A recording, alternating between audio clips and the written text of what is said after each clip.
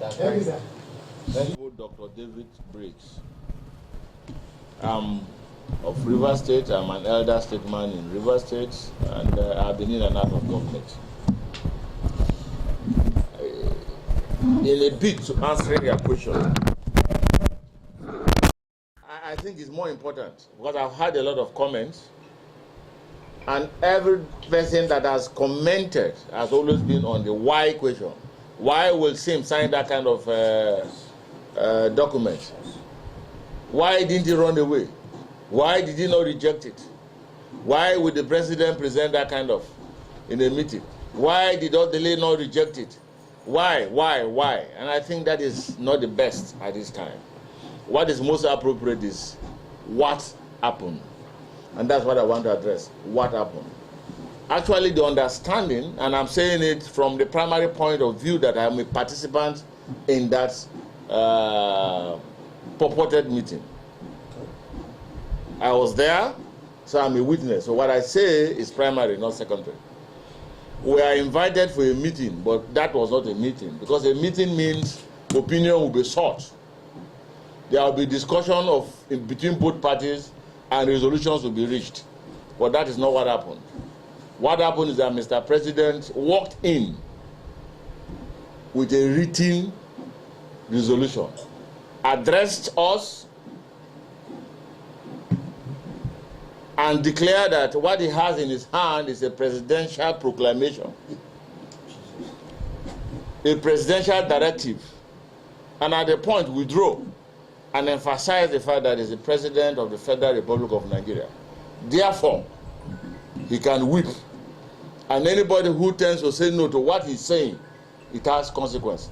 That is not democratic. That, in a simple layman word, is a threat. He wrote the resolution, but refused to read the resolution. Handed the resolution to Dr. Odili to read and interject. And each time he interjects, it comes with a subtle, polite, smiling insult. And thereafter, he asked the governor to speak. Now let's get it very clear. If you are in the position of the governor, what will you do? Get up and go? Say no to Mr. President with that kind of subtle but energetic threat? Realizing that back home you are fighting an internal aggression and division. If you are in this position, will you want to attract another external fight? The answer is no. So you see that our governor is very intelligent, very humble but very intelligent, not just intelligent but committed to the value of governance. At that point, I do not expect, Mr. President, and I'm not judgmental about it, it's not expected that the president talk about himself if you think about the people. And that is the operational word of democracy. What does the people want? And these are the first three words in the Constitution of the United States of America, where we have copied our democracy. We the people is more important than I, the president. We the people is more important than I, the governor. And he gave that order and asked them to sign. And the governor simply made his statement. His statement himself is full of wisdom. That of the president is also full of wisdom because he was operating within the space provided for him by his advisors. And those are the things that killed Abacha.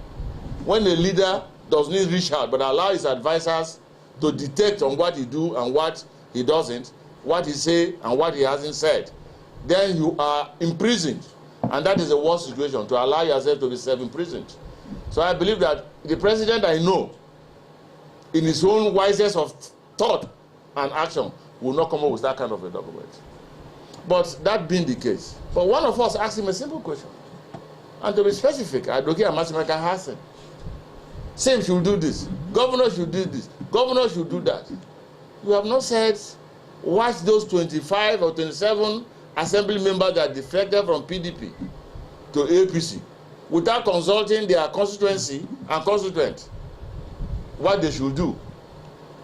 And of course, you can see the situation. The president's reaction was very clear and simple, but very, very dangerous. It was a concrete intimidation to say he's a leader. In fact, he withdrew on his seat and said, I am the leader of the APC in Nigeria. And you are telling them when babies are born into my family, I should ask them to go. No, they can't go. We are welcome them. It is like a case of Moses crossing the Red Sea. And you are now asking me to tell Moses to go back to Egypt. No. In fact, I am thinking that the governor should have by now joined APC. Then there will be no impeachment. So you can see the situation where Sim finds himself. And I think Rivers people should understand that. So the issue of democracy is we the people. It is the people that will react, not the governor, because the governor has already promised loyalty to the president. That's expected. And that's what he did. So we should know what happened. And I speak what happened. And I want anybody who was there to contradict what I have said. But the truth about it is that we went, we saw, and we have learned. And what we learned should guide our democracy. So what would be your advice to the Rivers people at this point in time? That's a lot of... Well, the Rivers people are educated. Rivers people are intelligent. Just like other people in Nigeria, every ethnic group and ethnic nationality are very intelligent. And so there are national and rational things to do. And I believe that they are going to do that. So as it stands now, the sacked or the removed lawmaker sacked today and treated on the issue of impeachment. Is it that the implementation of that agreement? I will tell you this, it's very simple. Why were we there? Why is Tinubu there? It's because of democratic setup. He has a beautiful house to live. I haven't been there, I haven't been to his house, but I was told that he has a very beautiful house, perhaps even better than the villa. But that villa is the foundation of democracy.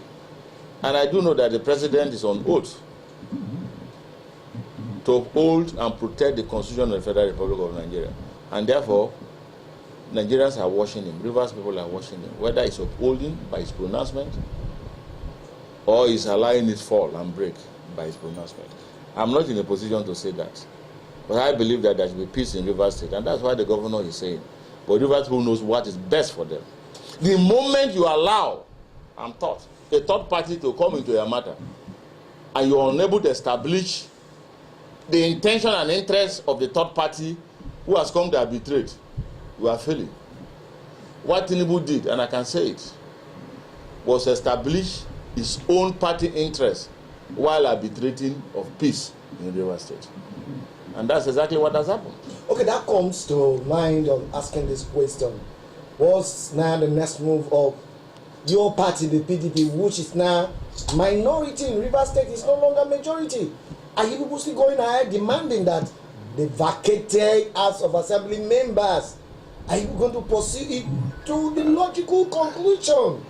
As a PDP stakeholder, as one of the members who founded and founded PDP in Rivers State, will you allow this thing to come to pass? I will say this very clearly. In the eyes of the law, of course I'm not a lawyer, but in the eyes of the law, I have consulted lawyers and I'm educated enough to read the letters of the law. In most cases, they said the symbol of law is blind and double-edged, so it can be misinterpreted. Rivers State is still, PDP is still majority in Rivers State House of Assembly. We are not minority. Why do you say so? Because we have only 5 or 4 members, including the Speaker, and they are all members of PDP, in the eyes of the law. Okay, sir, let me take this. Mr. President have said the governor should represent the opposition people who have already passed into law. How do you look at it, sir? The law is never made retroactively. No. Laws are made proactively. So it's there. It's there. I mean, that's why I said the president swore to an oath to uphold, not to destroy the Constitution. And there are certain things you do that you belittle your personality, and above all, also belittle the office you uphold, and above all, you also belittle the Constitution. When once the president belittle the Constitution of the Federal Republic of Nigeria, then external personalities, persons outside the country, would belittle the Constitution of the Federal Republic of Nigeria. And I know him. I'm not close to him, but I'm one of those who read a lot about him.